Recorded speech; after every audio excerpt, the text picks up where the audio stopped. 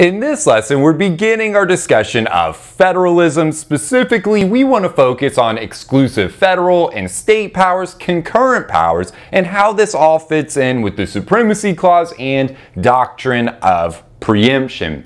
Or in other words, right, we really want to explore the relationship between the state governments and federal governments, right? How do we handle potential conflicts between state governments and the federal government, right? How do we know what powers the states have, what powers the federal government has? How does it all interplay, right? Remember, in our very first video, we said this was a big deal when the framers drafted the Constitution, right? They create a centralized government, the federal government, but they don't eliminate the state government. So this leaves us with two layers of government, which leads to a big question. How do we handle the relationship now between these two layers, between the federal government and state governments? Well, this is the idea of federalism, and this is what we're going to talk about in today's lesson.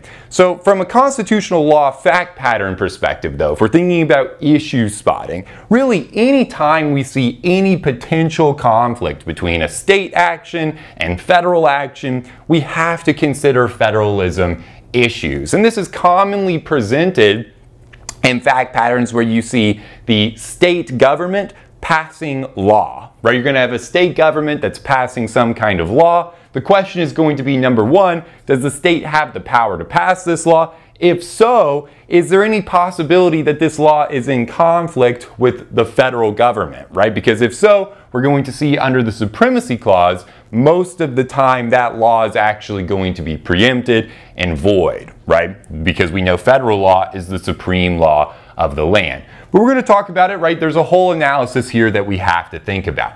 But step number one, right? Anytime we see a state government passing a law or the state taking any action, we have to ask, well, does the state have the power to take this action, right? It's very similar to our discussions of Article 1, 2, and 3, right? Where we said, look, if Congress is taking an action, we have to ask the question, does Congress have the power to take this action? If the president's taking an action, we have to ask, does the president have the power to take this action, right? If the federal court is taking some kind of action, we have to ask, right? Does the federal court have the power to take this action? Well, same idea with the states, right? If we see a state taking an action, question number one has to be, well, do the states have the power to take this action? Now, granted, this analysis will be a little bit easier than our discussions of Article 1, 2, and 3, or more straightforward, but nonetheless, right, we want to run through it. So the idea here, though, is when we're thinking about exclusive federal and state powers, we can just get into it. The best way to kind of visualize this, I think, is with a Venn diagram. So I'll draw this up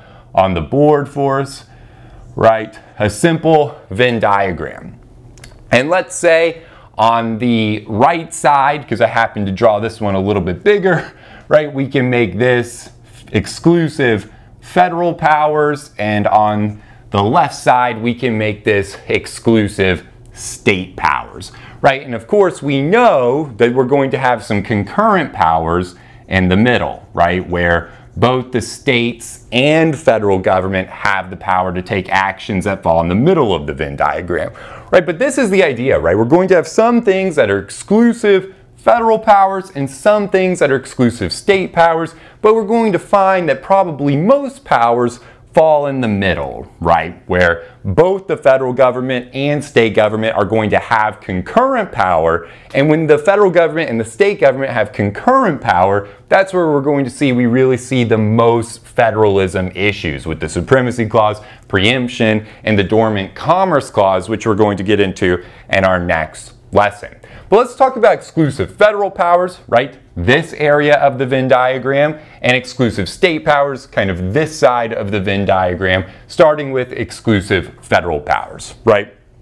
So the idea here is there's really two ways we know a power is exclusively a federal power. Number one, right, if the power of the states is expressly limited in the U.S. Constitution, right? So for example, we have things like the treaty power and the coinage power, right? If we look in the U.S. Constitution, we know that the president has the power to negotiate treaties and Congress has the power to ratify treaties. But if we actually look at the language of the U.S. Constitution, it expressly limits the power of the states to enter into treaties with foreign nations, right? The Constitution itself, actually, the words expressly written in the Constitution say, hey, the states are not allowed to enter into treaties with foreign nations, right? It's expressly written in there, so we know the treaty power is exclusively a federal power, right? It would go in this area of the Venn diagram. Same thing with the coinage power.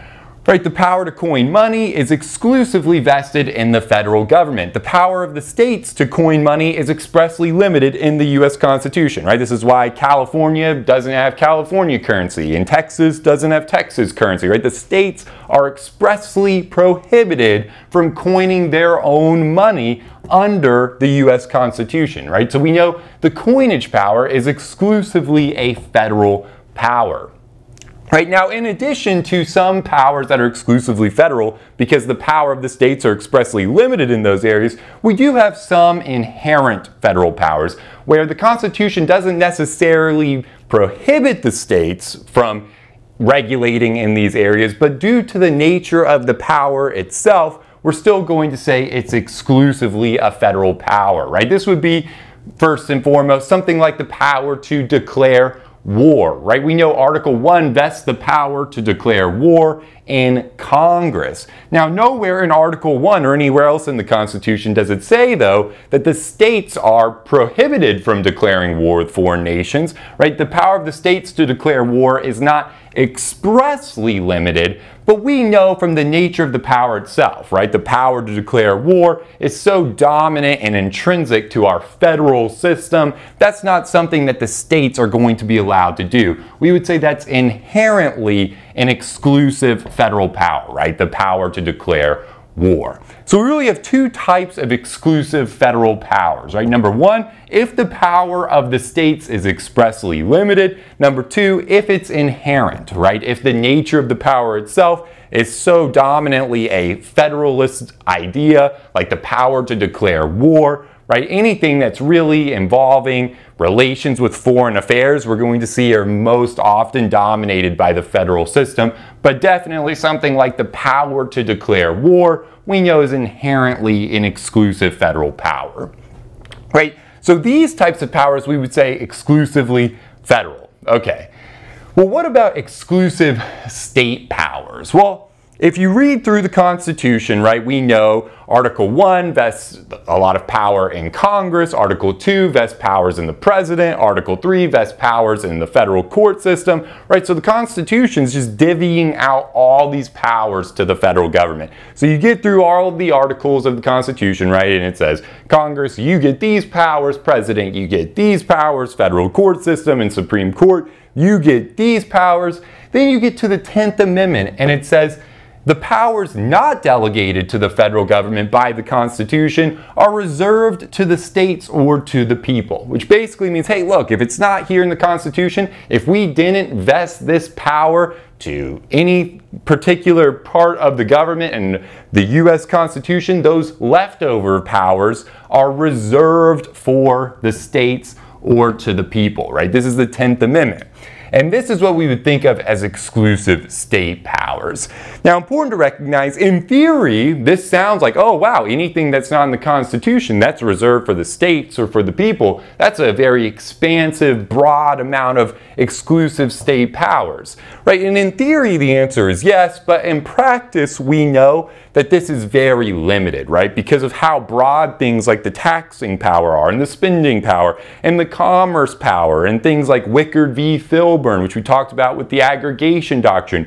We know that this power, this exclusive state power under the 10th Amendment, in practice really shrinks and shrinks and shrinks, right? And there's very few exclusive state powers, truly exclusive state powers under the 10th Amendment. But there are some things like establishing local government, right? For the states to set up their local governments, right? That's an exclusive state power. Regulating purely intra-state activity, right? Activities that have no effect on interstate commerce. we would say is a pure state, a purely exclusive state power. But remember, under cases like Wickard v. Filburn, right, we know a farmer who's growing wheat for his own personal consumption can be regulated under the Interstate Commerce Clause, right? So again, it's very limited, but if you do truly have a purely intrastate activity, that is an exclusive power of the states, right, to regulate. So again, things like establishing local government, pure intrastate activities can be regulated by the states and only by the states. We know the federal government doesn't have the power to regulate pure intrastate activity, right? This is cases like United States v. Lopez, possession of handguns in school zones, right? The federal government cannot regulate pure intrastate activities. So there are some exclusive state powers, but again, the majority then it's going to fall in the middle, right here, where we have this blacked in, right? These would be concurrent, right? Just gonna write that up. These right here in the middle are concurrent powers, right? Powers that are not exclusively federal or exclusively state. They fall in the middle, where the state governments can regulate in these areas and the federal government can regulate in these areas. This is where most powers are going to fall, right? The power to tax, the power to spend, right? We know that the federal government, right, Congress has the power to tax, but nowhere does it say in the Article 1 under the taxing power that the states don't have the power to tax, and it's not inherently a federal power. So this is how both the federal government can tax and the state governments can tax, right? And you've probably paid, right, if you earn income, right? In most states, there's a few states that don't have state income taxes, but in most states, right, you'll pay a federal income tax, right, to the IRS, then you'll pay a state income tax, right? Because both the states and the federal government have the power to tax, right? Same thing, power to spend money, right? Well, state governments can spend money, the federal governments can spend money, right? Most powers we'll find are concurrent, right? The power to make law itself, right? We know the states can pass law. States have the power to pass law. Federal government, Congress has the power to pass law, right? So the states have judiciary power. The states have enforcement power. States have legislative power, just like the federal government does. So most powers we're going to find are here in the middle, right? Essentially, unless the power of the states is expressly limited or it's an inherent federal power, right? Things like the power to declare war, most powers are going to fall in the middle, and we're going to say they're concurrently state and federal powers, right? And then remember, there are a couple exclusive state powers: power to set up local government, power to regulate pure intrastate activity. But we'll see over time, these exclusive state powers just continue to get diminished and diminished and diminished as we interpret things like the taxing and spending power to be broader and broader and broader, right? These areas that are truly exclusively state powers continues to shrink, right?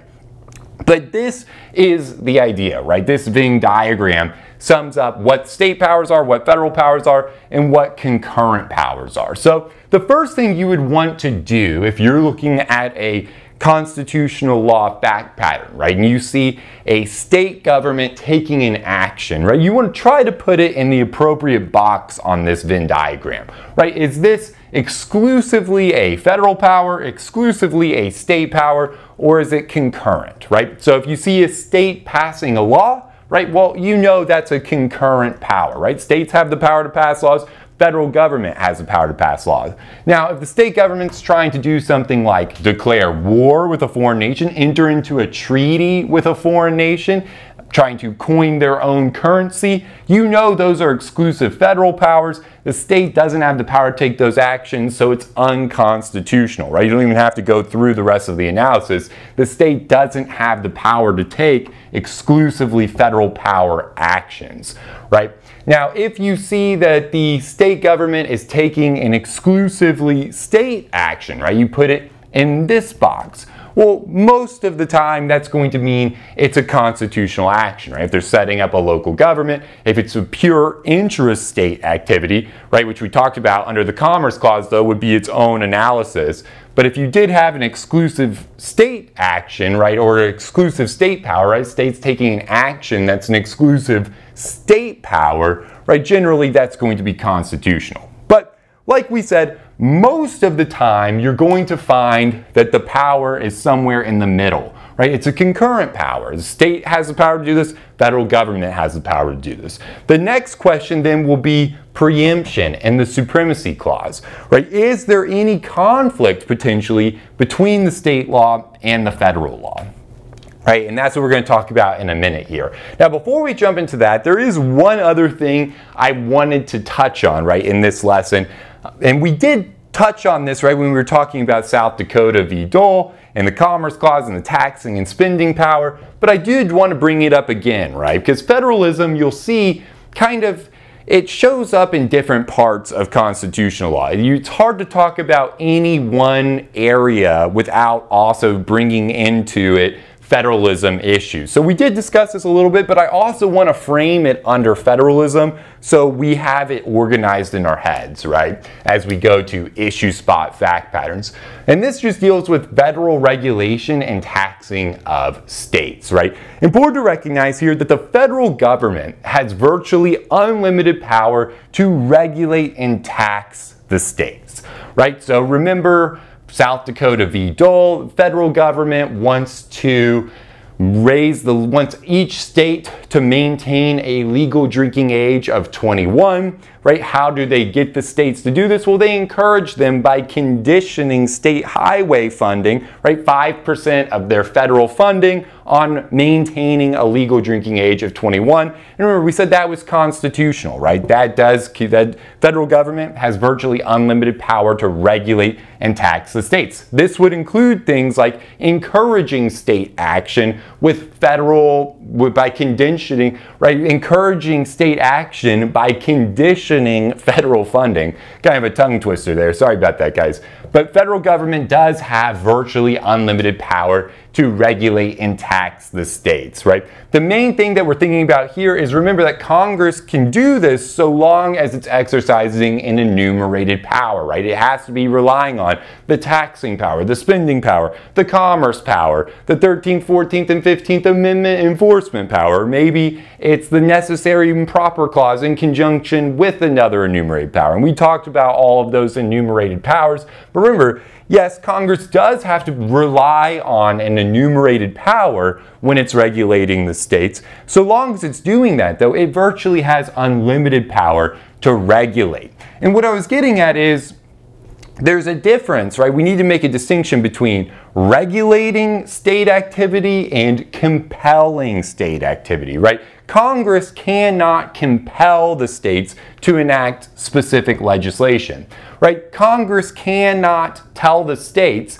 hey, all of the states, you have to have a minimum drinking age of 21. We're forcing it, we're compelling you to do it, right? They probably don't have the power to do that, but they can use the taxing and spending powers to encourage the states to maintain a legal drinking age of 21, right? By conditioning federal funding to the states, right? There's a difference between encouragement and compulsion, right? And that line's not always clear, right? Imagine that Congress said, hey, we're going to condition 99% of your federal highway funding on maintaining a legal drinking age of 21. Right, well, that would probably rise to the level of compulsion, right? If you're conditioning 5% of federal funding, right, that's an encouragement, that's an incentive for the states to enact specific legislation. But if it rises to the level of compulsion, right, generally Congress is not allowed to do that, right? Congress cannot compel the states to enact specific regulation, right? But important to recognize that the federal government generally does have virtually unlimited power to regulate and tax the states, and vice versa to that, we would say the states have virtually no power to regulate the federal government, right? States can't regulate the federal government or tax the federal government except in very limited indirect ways, right? The state of California can tax a federal employee, right? So you have an employee that works for the federal government, right? Their salary is given to them by the federal government. Well, if that person resides in the state of California, the state of California can tax that income, right? A very limited kind of exception, but for the most part, right, the states cannot tax the federal government or try to regulate the federal government. That's not going to work. But on the flip side, the federal government does have virtually unlimited power to regulate and tax the states. The one thing you have to look out for is compulsion, right? If Congress is actually attempting to compel the states to enact specific legislation, that's usually not going to work, right? You can't compel states to take activity, to engage in activity they're not already engaged in. But if the states engage in the activity, generally you can regulate that activity in a lot of ways. The other thing, though, that we have to look out for is compulsion, right? You can't compel the states to enact specific legislation, but you can use things like the taxing and spending powers to encourage the states to take or enact specific legislation. Just one other point I wanted to make here when we're thinking about federalism, and we did talk about this a lot when we were discussing South Dakota v. Dole and the taxing and spending powers, commerce power. If you want to go back and rewatch that, there's some federalism issues interwoven in those cases, right? But the easy thing to remember here is, for the most part, federal government has virtually unlimited power to regulate the states. The one thing we want to look out for is whether that regulation is rising to the level of compulsion, right? They can regulate, they can't compel, right? That's the main idea there.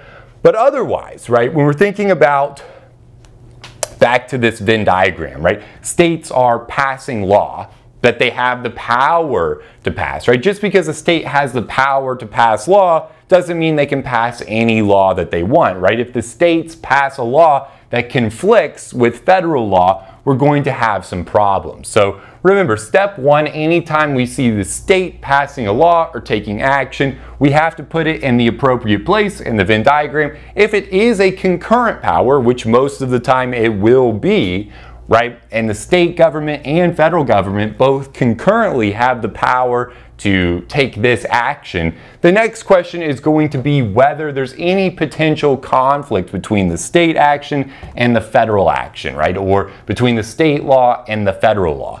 And the starting point rule here is that under the Supremacy Clause, federal law is the supreme law of the land, right? This is Article 6, Section 2, Supremacy Clause. Again, federal law is the supreme law of the land. So starting point rule here is really easy, right? If we see a direct conflict or even an indirect conflict between federal and state law, the federal law controls, right? Federal law is the supreme law of the land. So if there's a conflict, we say that the federal law preempts the state law. The state law is void and the federal law controls, right? Very straightforward. There's two types of preemption, right? When we're thinking about the Supremacy Clause. We have express preemption and implied preemption, right? Express preemption, we basically already talked about, right? This is where we have powers of the states expressly limited in the Constitution, right? The treaty power, the U.S. Constitution says, hey, look,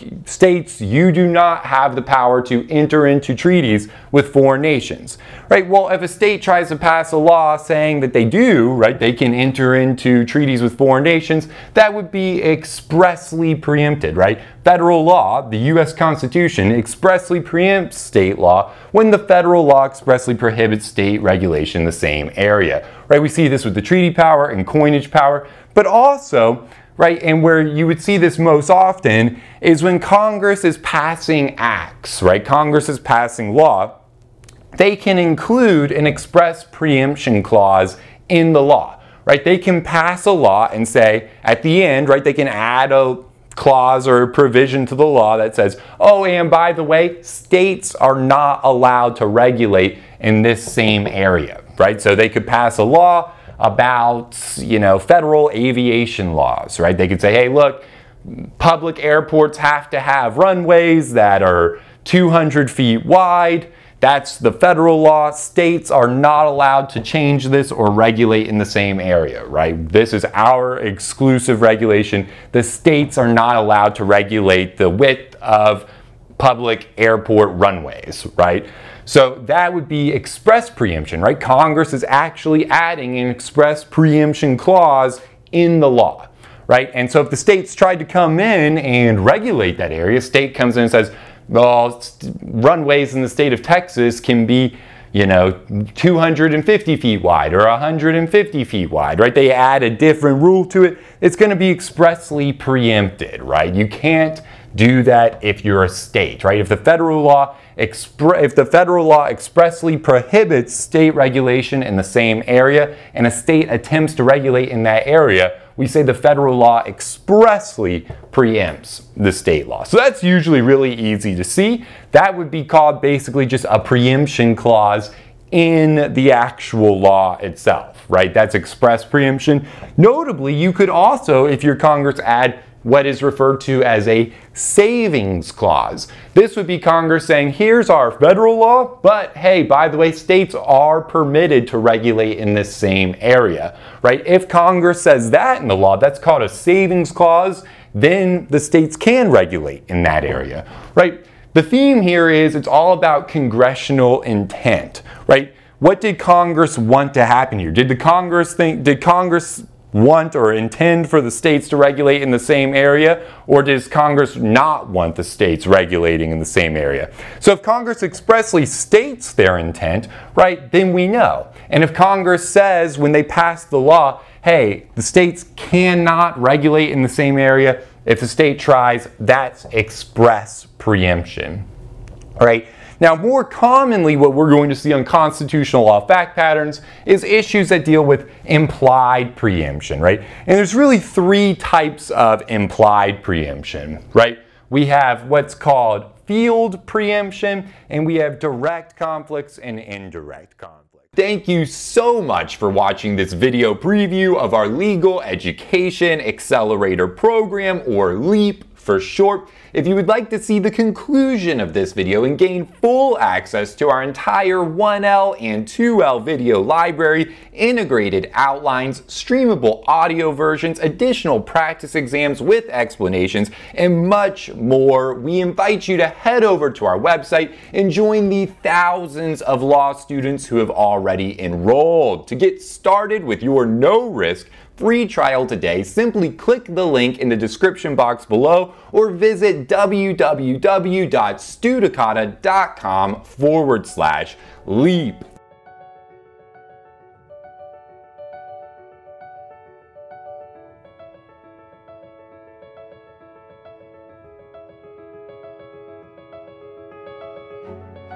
Hi everyone, my name is Serena and I'm currently a law student at South Texas College of Law, Houston. Hi everybody, my name is Shiva and I'm currently a law student at Southwestern. Hi everyone, my name is Michelle and I am a first year student at South Texas College of Law, Houston.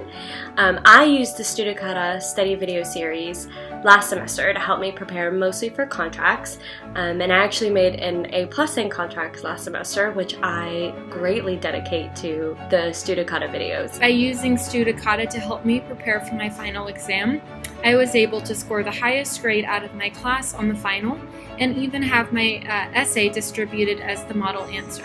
Not to mention I had done quite poorly on the midterm and was struggling throughout the whole course of the semester, understanding the material and keeping up with lectures. Because of the Studicata video lectures, I was able to go into my exams with a feeling of confidence. I didn't have to worry about what the rules of law were or how I was going to organize my answer to an essay question. I would absolutely recommend the Studicata series and their online course materials to anyone. I think that they are not like professor lectures that you might find online or other outside study materials that you may encounter. I think that the Studicata videos really focus on not only ensuring that you understand the material that you're going to encounter on your final, but they also help you to understand kind of the best method for test taking, and they really break down how to approach each problem and the best ways to tackle certain methods on testing, and I think that's really important, and I think it's really special. I don't see that anywhere else in any of the other online resources that I've found. So I would certainly recommend Studicata to anyone who is studying in law school right now. Good luck on your studying and you're going to do great. I would definitely recommend Studicata to anybody watching this video. Give it a chance. I'm positive that you will love it, that you will get a lot out of it, and that you will be happy that you gave it a chance. I definitely am. I know I will be using Studicata in the future. And I cannot thank Studicata enough for getting me through my first semester of law school. I will definitely continue to watch the Studicata video lectures throughout my law school career, and I highly recommend that any future or current law student do the same.